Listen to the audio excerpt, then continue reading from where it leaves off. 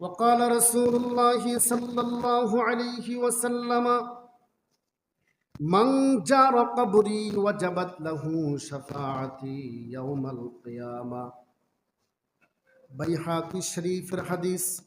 আল্লাহর হাবিব বলেন, ও আমার উম্মত, যে জীবনে একবার আমি নবীর রওজা জিয়ারত করবে, তার জন্য কিয়ামতের মাঠে শাফায়াত করা আমি নবীর জন্য ওয়াজিব হয়ে যাবে। তবে হালাল টাকা দিয়া। কোন টাকা? সুদের টাকা দিয়ে হজ 100 বার করলেও লাভ হবে না। মা বাবাকে কষ্ট দিয়ে 100 বার হজ করলেও হালাল টাকা দিয়ে একবার করেন যথেষ্ট।